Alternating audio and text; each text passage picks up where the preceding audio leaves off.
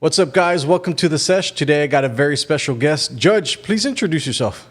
Sure. My name is Richard Cortez. I'm the county judge of Hidalgo County. So I know you're a very busy man, and the reason I wanted you on today is because I've been noticing a lot going on, not only in the Rio Grande Valley, but throughout the United States. And I feel like it's a work ethic thing. I don't know if I'm wrong, but maybe you see it from a bigger position. Is there work ethic out there? Because I feel like a lot of people just don't want to work.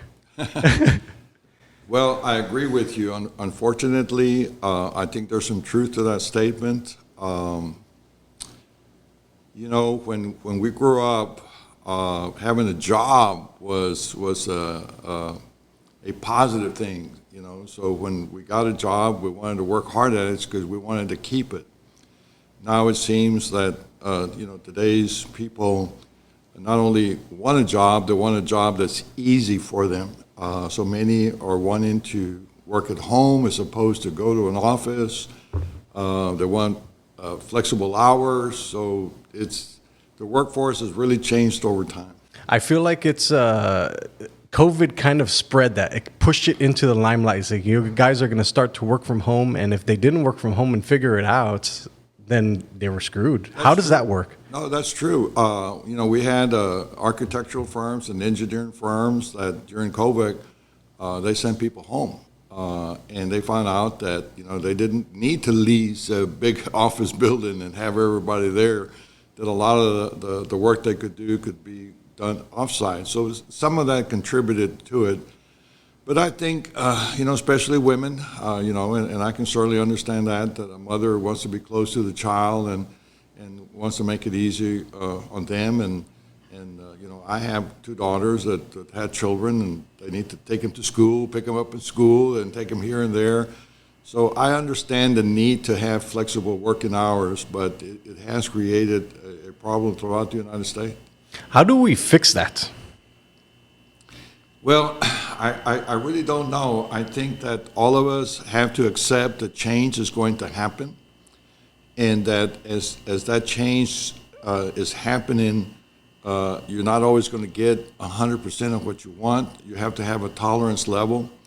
This is what I tell my commissioners and myself when I want to do something. Let's take animal control here in Hidalgo County. We have the pet lovers that don't want to have anyone killed. They want to save all the animals. And there's a cost to that. So at some point in time, we have to sit down and say, we can't have 100%. It's just not possible. So what is a proper tolerance level? Is it 10%? Is it 20%? What it is. Always working to try to get to 100%, but it's a work in process. It's a goal that you have that's not achievable today, but hope it's achievable tomorrow through proper planning. So you have to get together with people. The way that you structure a strategic plan is, what's the goal? What resources are available to me to accomplish the goal? What obstacles am I going to have to remove to accomplish my goal? And how do I apply my resources, to remove the obstacles to accomplish my goal? Well, that takes thought and care and discussion and deliberation and some compromises. And I think that if people are willing to do that, then I think we can have a better chance of succeeding. I'm being verbose here, speaking a lot, but I get criticized a lot from people, but all the criticism never comes with a solution. Yeah. So they want to criticize you for not fixing something, but they don't offer the solution. Well, also at the speed of which it changes, because sometimes I don't think people really understand. It's like they're going on social media. It's like, I want this done now. I want this done now. We live in an instant gratification world, but it just does not work like that. Can you kind of touch on that? Because I think the world that we live in, and I see it every single day, because I am consumed by social media like it's my job. So I see that people want what they want right then and there, and when they don't get it, they turn on you. Yeah. Well, social media is an interesting situation here. My father told me he wasn't a very educated person, but he was very wise. He said, "Mijito, never pick a fight with somebody that buys ink by the barrel." And at that time, of course, people would be receiving information, usually from newspapers, from the printed form, magazines, stuff like that. Well, now with social media, anybody can express an opinion. Mm-hmm. Okay? And what I see a lot is, take for instance, when Mexicans were not allowed to cross over here during COVID, I would get criticized because, Judge, when are you going to open the bridges? Well, I have no authority to open an international bridge. That's not something that I can do. But some people thought that I was to blame for people not coming over here. Because they need someone to blame. Well, they need someone to blame, but I wish that if they were going to do that, for them to get their facts. And a lot of times, when we go into executive session, closed doors, there's a purpose, and it's not that we're trying to keep things away from the public, because I believe in transparency. But sometimes you need to keep certain things confidential as you're moving forward in certain strategies. But golly, I don't know the answer. I don't know the answer to that. All I hope is that people are respectful to one another. Right now, everybody criticizes our president. It's like he's a nothing. Yeah. Anybody can criticize our president. When I was growing up, our president was a very respectful person, and we respected our president. And when we disagreed with our president, we disagreed respectfully with our president. So I hope that as the generations coming along, that we learn that being respectful is so much better than being disrespectful. Where do you think that comes from, though? Because I'm in the same boat, too, as I always grew up, and this president is a respectful figure. Like, you don't talk bad about the president. Like, where do you think that's stemming from? I don't know. I'm not happy with Republicans, and I'm not happy with Democrats, because all we see is them fighting one another instead of trying to get together and find solutions to the problems that we have. Today I've spent most of my morning, trying to find resources to help me, promote Hidalgo County so we can bring, better companies that provide better jobs for our people. We had 46% domestic migration, meaning that we lost almost 46% of our people left this area.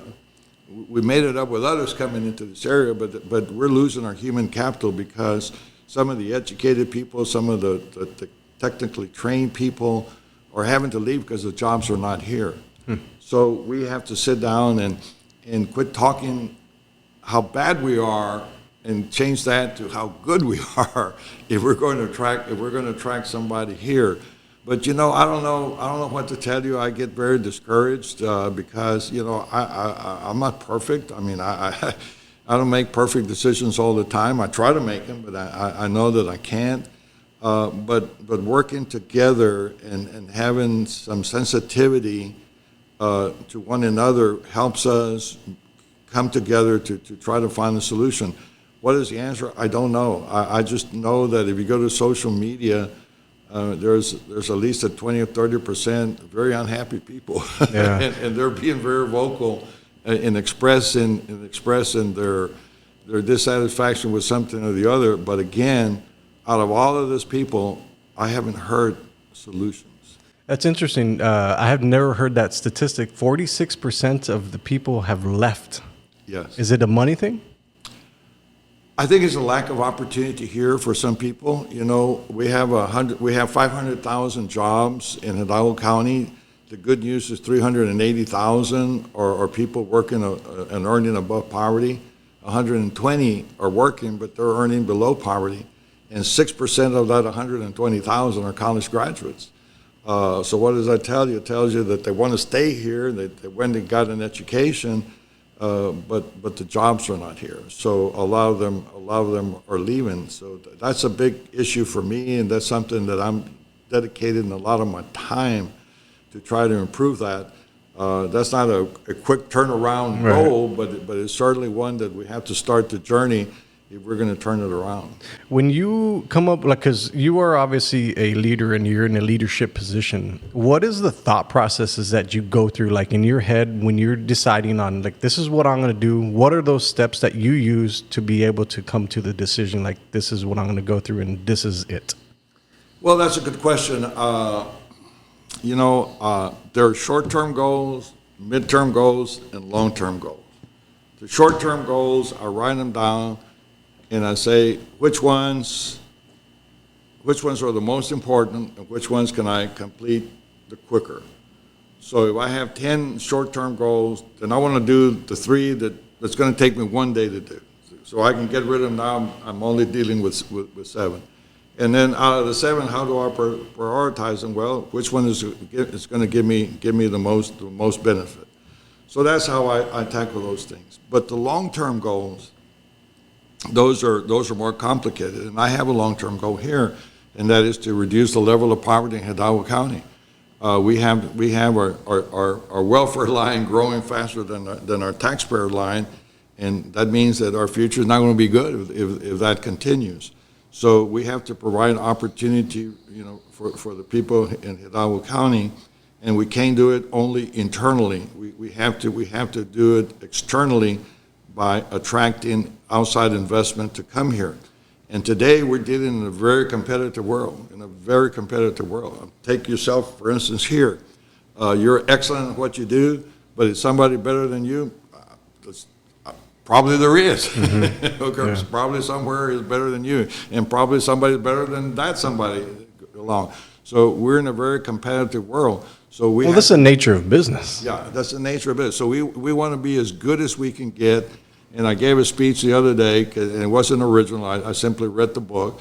It said that good is the enemy of great, because people get complacent with being good. So if you're complacent with being good and happy with being good, you'll never be great. Yeah. Okay. So here on my long-term goals, it's better for us to invest in human capital than to continue with the push-down policies that we have. The push-down policy says, oh, somebody's poor, somebody's this, somebody's that. Well, let's send money to them. Well, it only helps them short-term because you have to continue to send money over and over and over and over again because the need's going to be there over and over and over again. I'd rather say, hey, wait a minute, how can I help you take care of yourself and for you to take care of your family? How can I help you do that? And that's what this this prosperity task force that I put together is intended to do, is to try to help people get out of poverty, not by giving them things, but creating human capital among them. When you talk about human capital, we're talking about bringing outside companies in to be able to employ these people? Well, no. That's the second step. Human capital is how can I bring value to somebody that needs a service or something.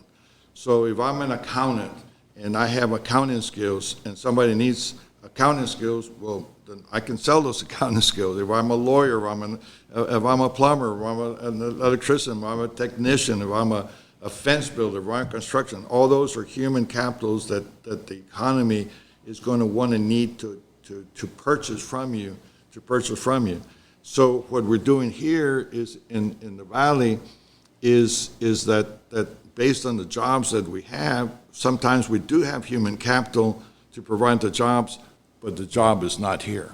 Okay. So it's a two-prong process. Is how do we create the human capital, but how do we match the job with it? And this is where job creation and attraction is very important. Today, I had a conversation with Moody Foundation because I do like for them maybe to help me finance some money because I told them that how do people find out about us? Well, we have to have collateral material. We have to have somebody like you put a program together that says, hey, look at Hidalgo County. We have 5 international bridges. We have a medical school. We have 8 acute care hospitals. We have UTRGV. We have Texas A&M McAllen. We have South Texas College. We have all of these things. But how do you put it and present it in a powerful message Well, that's why we go people like you to help us create that critical message information so that we can send it to people and say, hey, wait a minute, Hidalgo County sounds like where I want to be. And I'm smiling because someone, when I sent a letter to Disney for them to come over here, social media, really, Judge, really, you really think Disney's going to come over here? And, I'm sitting here and I said, why are these people so unhappy with their lives? I said, I can't win a lotto unless I buy a ticket. Right. Okay? We can't get Disney unless they know where we are and at least invite them to come here. So that's one. But the most important thing that happened from that letter is I got to tell the whole world about Hidalgo County, and it didn't cost me a dime. Right. That's the one thing I love about social media. That's the one thing I love about it and I hate about it, because everybody has a voice. And I feel like, some people should not be on social media. But one of the other things I wanted to talk about is you touched on poverty. None of that had never really bothered me until I started researching you. And I really saw that there's about 29% of the Rio Grande Valley is in poverty. Well, that is the official census amount, but I can tell you with a lot of confidence that we're closer to 40%. Wow. Oh, wow. Okay. Yeah, So you have to remember that about 20% of our population is not here, or not legal residents. Mm-hmm. So those kind of live in the shadows, but many of them are in poverty. That's interesting. So how do those people survive? Well, my first thing in the morning is to thank the Lord for all the blessings He's given me. I mean, it's been very difficult for them in many cases. I mean, I've seen homes where they have no running water, they don't have any sanitation. Not all homes like that, but some homes like that. They live from day to day. When I became county judge, I sit in the board of the Workforce Commission. I received a package of information, and it said Hidalgo County has 27% food insecurity for children. I said, come on, that's not possible. That's way too high. And they said, no, and we can prove that out. Well, 2 years later, when I go to the same meeting and get the same updated report, the food insecurity grew to 37%. Wow. And food insecurity doesn't mean you don't have any food. It means that you don't have access to a variety of food. You don't have access to sufficient amount of food. So it's a different. It's not like you don't have any food. It's just you have limited options. Limited options. So to me, that's why this Prosperity Task Force has become to me the most important goal that I have as county judge, because I think that can do the greater good. Let's dig into that a little bit more. What exactly does that do? Well, here's the best way that I can explain it to you. We basically have three goals. The first goal is, let's identify all the people in poverty. Let's make sure that we can communicate with them. So we need to have a database. The food bank does something for them. The clinics do something for them. There are different providers of services to them, but we're not connected to one another. So I said, let's build a database of all the people that if the county has a grant or a program where we can pay for the electricity or pay for their mortgage or pay for their rent, we want to know who they are so we can make sure that we funnel those investments or those monies to them. So that's goal number one, is how do we efficiently and effectively serve people in poverty. But our second goal is, hey, what percentage of those people in poverty can we get out of poverty? Let's identify those people, and let's put them on a path to create that human capital. So in order for us to do that, I said, well, golly, how do we do that? Well, it's a variation of steps. The first step is somebody has to recommend somebody to us. Then I need a counselor, and the counselor to go in there and says, Juan, sit down. Okay, you speak English, you have a driver's license, kind of interview him and find out, say, Juan can be a a good plumber, a good electrician. Heck, he can be an X-ray technician. He can be an accountant. He can do all these things. So now we know what Juan has the capacity to do. Then we know that if you go to college and you don't have a mentor, you have only a 20% chance that you're going to go to become a sophomore. But if you go to college and you have a mentor, then you have almost a 80% chance of becoming a sophomore, because that mentor helps you, transition from high school to college, then to the next level. So after the counselor comes up, we assign a mentor to that person, and that mentor is there. Juan, you don't have a lot of experience in finances. You don't have a lot of experience in this. I'm here to help you hopefully develop the best decision that you can. So let's say that we go through that process and, man, Juan, you'll make an excellent accountant. Now we change the mentor. The mentor here first is just a person that cares, to a person now that's an accountant, to say, Juan, here's what I think you need to do to become an accountant. So while you're going through that process, you have this mentor to go to. And I found that out because, I'm an accountant, and my grandchildren, took accounting in college, and all of a sudden their grandpa was very important because they were stuck in some accounting stuff, and grandpa helped them. So I know the value of a student having that mentor. So now we go through all of that process, and Juan becomes an accountant. It's all for naught if Juan cannot find a job that's going to pay him well, okay? And right now, we have two pots, and this is what I'm talking to the people that are helping me in this prosperity task force. I said, we have a pot of the jobs that are available, okay? And those are the only jobs that are available, Rob. Whatever's available now, that's the only thing that's available. So one of the things we can do is how can we increase capacity in the jobs that we have here today already? But that's not the solution. That's just a temporary help. We need to create another pot of jobs, and the jobs that we don't have that we want to bring here. So that becomes a different strategy for us to bring those jobs in.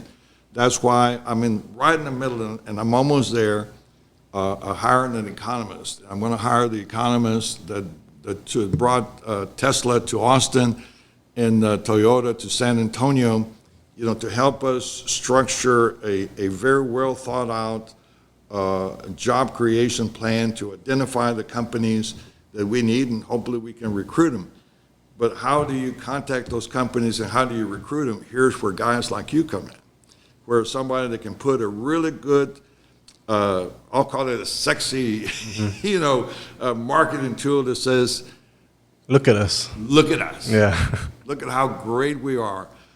We have we graduate more high school graduates every year than what 15 states graduate. Imagine that. We graduate more high school students every year than what 15 other states graduate. So if you're looking for young people that you want to train and be in your workforce, whatever, come down here. Then you don't have to worry about digging yourself out of snow. You don't have to worry about all this thing. So who sends that message? The problems that we've had here in the Valley is that we have study after study after study of what we need to do, but no one's executing the plan. Is that coming from like a money thing? Is it just as easy as like, here's some money, fix the problem? Or does it go deeper than that? I don't know the answer to that. I think we're fragmented, is that the county is made up of 22 cities in the county. In every city, sometimes we have this Friday night mentality that, hey, I want to beat McAllen, or I want to beat Edinburgh, or I want to be better than this. And we're concentrating and competing among ourselves instead of coming together and compete with somebody from the outside. I think we're in a perfect storm right now, where we have some very good leadership in the cities, the mayors, the people in government now. I feel we have good people that want to do exactly what I'm saying, of getting together and marketing ourselves as one, not as many. An interesting thing is artificial intelligence. Have you dabbled with that yet? Please tell me what it is. I want to make sure that I understand what that is. So like ChatGPT is out right now, and I've been fascinated with it since January. Since I got access to it, I've been on it for 2-3 hours a day. And what it does is it's like a humanities professor that's in your pocket. It's like Google, but on steroids. So you can ask it. You can use. I use it for a ton of research. I've researched you as well to have this conversation. But I find that it pulls from so many different language models that it kind of sounds like you're interacting with a human being, but it's not a human being. It's pulling from all these different resources from the internet and stuff like that. But there's so much that you can do with it. I think that's the future. In fact, unfortunately, I think it is the future. Right now, it says that if you ask Watson or the computer a legal question, they're going to answer it correctly 90% of the time. Mm-hmm. If you go ask a lawyer a legal question, they're going to be 65%. Yeah. So no, I think that's where we're going, and that's why I keep telling people I'm going to speak to a group of graduates. Let's see, today's Thursday. Hey, let me tell you about the future, and the future. And the future jobs are not going to be the jobs of today. They're going to be much, much different. Right now, technology, robotics are going to change how we do things. And you better adapt to it, or you're going to be left behind. I was listening to one of your interviews, and you were talking about how the Rio Grande Valley has very specific skills, and we're really good at what we do. Can you kind of touch on that? I think it was from like the plumbing, the welding, stuff like that, the agriculture. Well, most of us are Hispanics in the Rio Grande Valley, and we have good dexterity. And, as someone said, oh, what was that famous movie that came out and said, oh, somos indios, we're Aztecs, we don't we're good mathematicians. I think that we have a lot of talent here. I mean, when you consider that our college students that went into chess have become national champs. I mean, that's a very brainy game. We have a lot of raw talent that we're not taking advantage of because we don't have the structure to bring it together, and that's what we're trying to do with this Prosperity Task Force. Is how do we capture this talent, the skills that we have, keep it here. I have a granddaughter that received the 40-acre scholarship for UT. If you're familiar with it, I mean, that's kind of that's a very top scholarship that you can get. She went to the honors program at UT Austin. She graduated. She interned with Facebook for 2 years. Facebook hired her immediately. She started making lots of money. She's not coming back. Mm-hmm. She's not coming back. It's an interesting thing that and maybe I'm wrong, you can correct me if I'm wrong, is that I feel that there just aren't very many role models out there. Do you see that from your end? Golly, that I don't want to go there. I think that everything needs leadership, and we need to have leaders that aren't afraid to fail. So many of us in politics are afraid to fail and are afraid that they're not doing what the people want you to do. I've never worried about that. I worried about trying to exercise my best judgment in a decision, because I can't go and say, well, people, what do you all want to do? Okay? Because you're going to hear all kinds of different opinions. So which one is right, which one is wrong? So at the end of the day, you have to rely on your own judgment, to move forward. And I always told my children, I said, look, I want to be Richard Cortez. I don't want to put a mask. I want people to know who Richard Cortez is. If they like me, I want to get reelected. And if they don't like me, then I shouldn't be reelected because they don't like me. Okay, so I'm good. I'm good. I'm good either way. But to try to answer your question, I feel that we are going to have a Messiah here. I mean, we're going to have this Hispanic leader that's going to come in, and turn us upside down with that person's leadership, that charisma that it's going to have, and really take us to the next level. I'm hoping that I'll see it while I'm alive. If I don't, I'm pretty sure that person is coming. Let's touch on the digital divide. I didn't really hear about this because I literally work in the internet every single day. So I assume that everybody knows about the internet. Can you kind of touch on that, because it's Sure. a very interesting thing. Sure. The digital divide is very important, and it's one that we're paying a lot of attention to now. It came to full focus during COVID because as the students couldn't go to school for in-person learning, they had to stay at home. Well, many of those areas, rural areas, didn't have access to the internet. They needed to come in or whatever. So we're trying to improve that by extending the infrastructure to all of Hidalgo County. There's an infrastructure bill that came out where there's funds available for that. And I think that's important. Healthcare is going to be that. I mean, sometimes, right now I have a watch, one of those iPhone watches that, it'll tell me almost my vitals. I just push a button to tell me my vitals. So just imagine all that technology that you can have, but you have to have access to that internet. Yeah, I almost feel like there's even going to be more of a divide, because if the poverty doesn't go down and then the tech jobs go up, it's going to be monstrous, I think. If we're not careful with it, then yes, that's absolutely right. That's why I told you that I have short-term goals, but my long-term goal is how do we fix that? I'm very encouraged that the business community is supportive. All of the superintendents, the academic community is supporting it. Most of the cities, I think we only have one city that didn't sign a resolution in support of the Prosperity Task Force.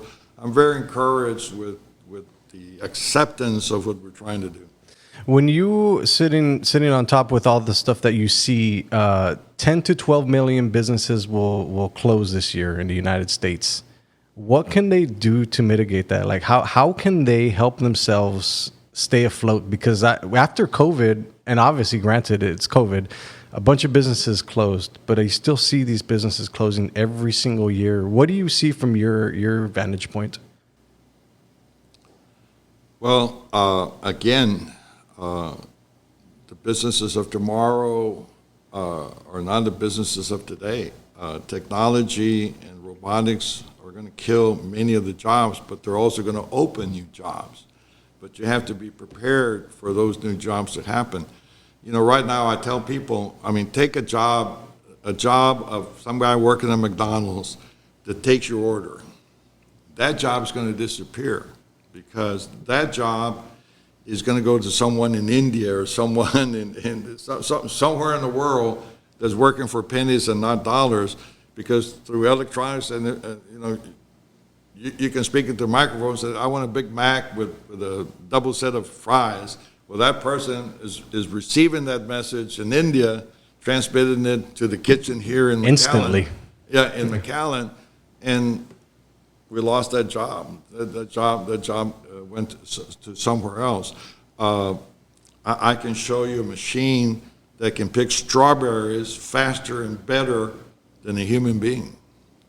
So that's a scary thought. That's going to be my discussion this week when I talk to those high school graduates. That boy, you better pay attention to your environment, because that environment is changing very quickly. Don't look at the future in today's time, because it's going to be very different. The watch that we have, not the watch, the phone that we have. Imagine what you can do with that phone. Yeah. You take pictures, video, access information. I'm a bad speller. Hey, how do you spell this? Boom! All of a sudden, I became a great speller, because all I had to do was ask it to spell it for me. Yeah. It's amazing. I almost feel like business owners kind of lose faith in the business, because I feel like a lot of the employees now have the upper hand. Like, I was talking to a business owner the other day, and she was like, I get employees coming in all the time and say, I want this day off, I want this day off for mental health, and I want this day off for this, and I want this day off. They're commanding these things, when 10 years ago that did not exist. It was the employer that had all the power, but now it's kind of shifting, and I feel it's become like that because of the culture. I feel like people don't feel valued enough, and I might be as bold as to say is the business just is not good enough. Am I wrong? You know, I don't know how to answer that question, because I don't understand a person like that. You know, if I give a job to somebody, you know, I want a certain allegiance, you know, a certain ethics, behavior. You know, I want you to act properly when you're not being watched. You know, those are the good employees. But right now, you know, government gave entirely too much money to people to do nothing. And I think I think their intentions were good, but the outcome was not good. Yeah. Because what happened, you were a crutch for those people for a little while, but then it went away. So now what do you have? What do you have left? And we have, you know, we have that type of mentality now. So no, small businesses right now are hurting. I mean, every business that I go through around here in McAllen, it's got a help wanted sign.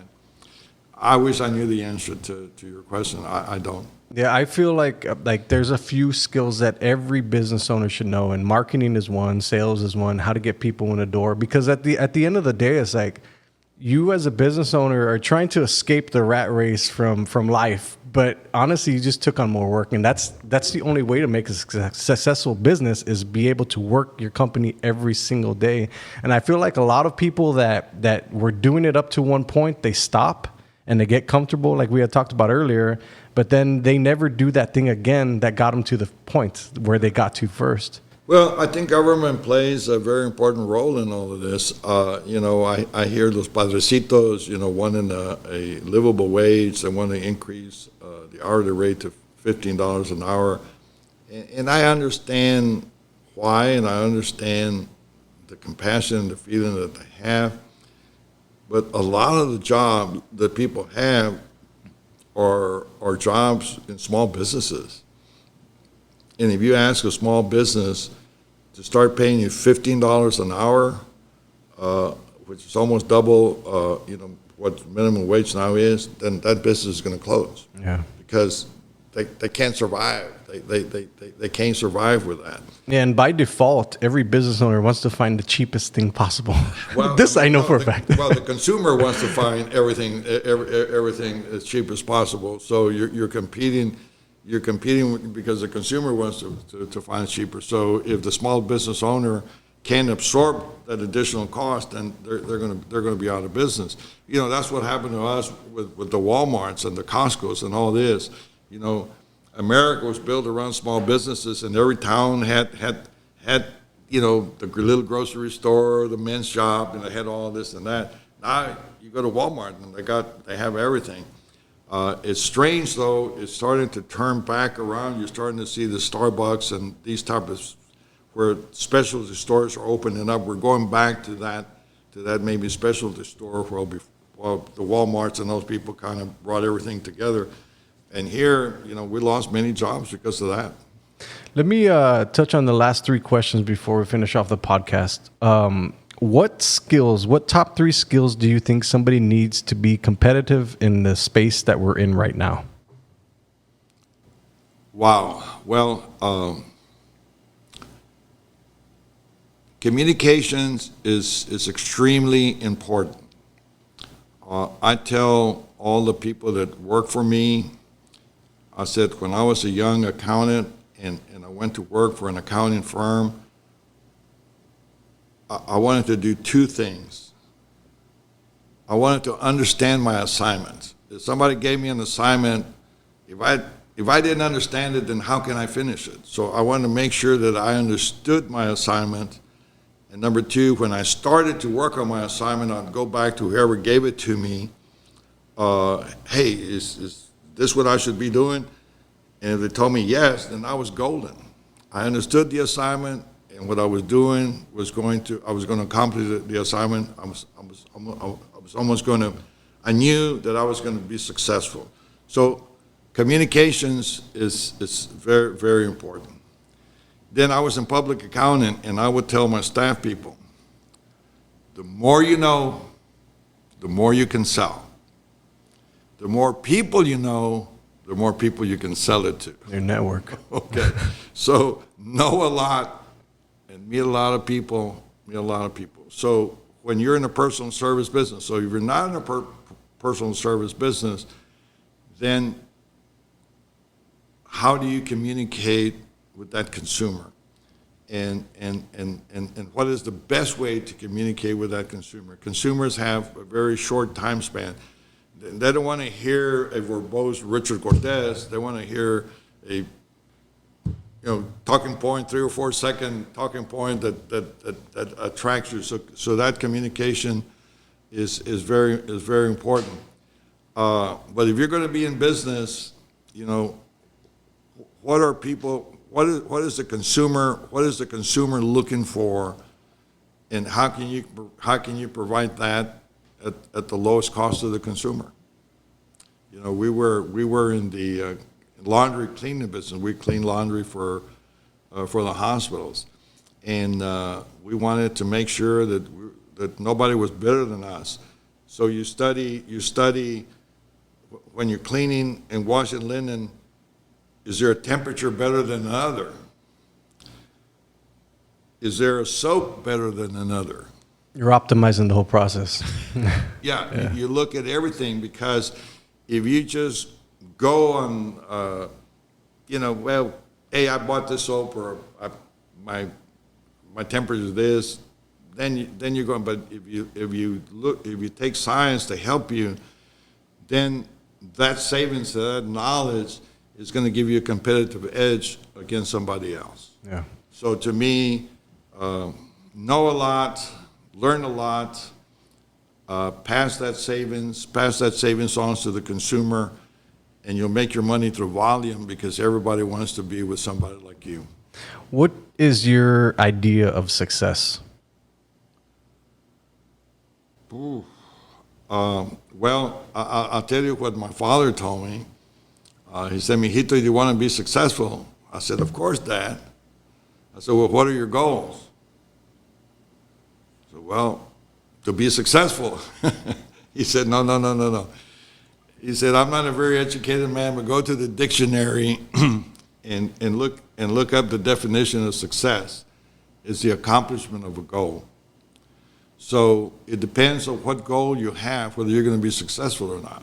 You have to decide what's important to you, and if you accomplish those goals, then by definition you're successful. There has not been a day since I turned 40, or actually it was after COVID, that I have not thought about death. And it's a very interesting thing to me, because before I never really think about it. In your accumulated lifetime and your experience, what is some of the best pieces of advice that you can give the younger generation?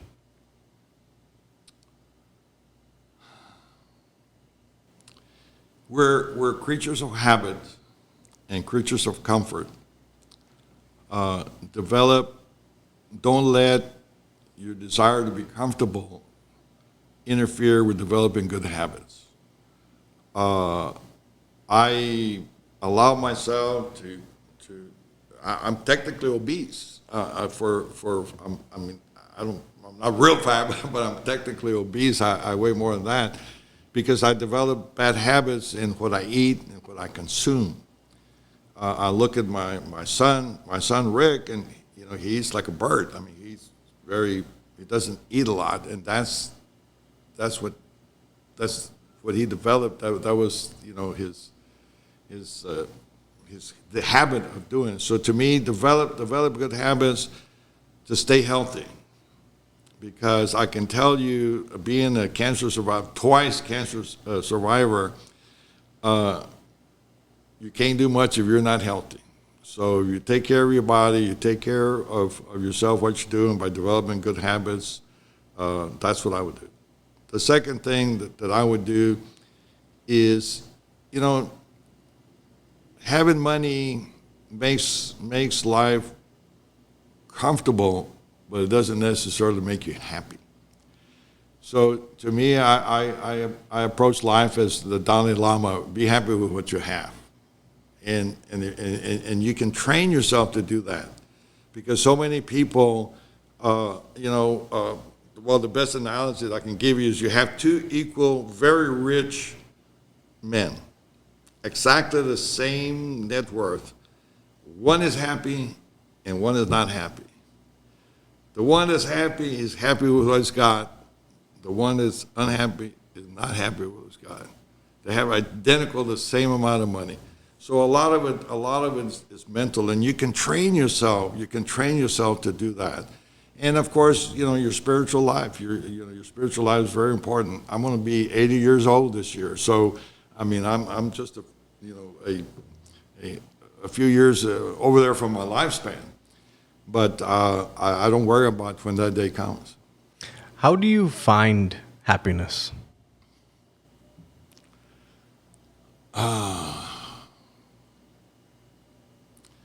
Well, happiness is a state of mind, and to me, you have to train yourself to be an optimist as opposed to a pessimist. I see a bottle of water there. A pessimist says it's only half full. An optimist says, hey, I have half of the water. An optimist says I have half of the water. So I think happiness is a state of mind, and only you control your mind.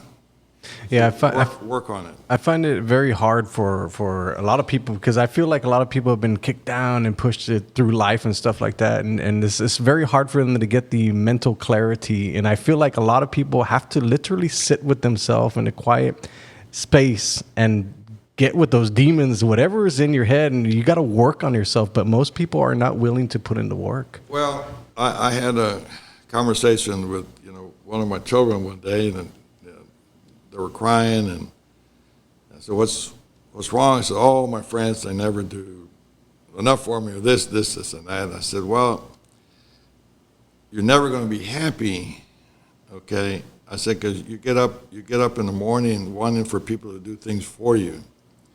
Get up in the morning and serve others and do things for others, and you're going to see what a life changing that's going to be." You know why? Because everybody loves a person like that. Yeah, I 100% agree with you.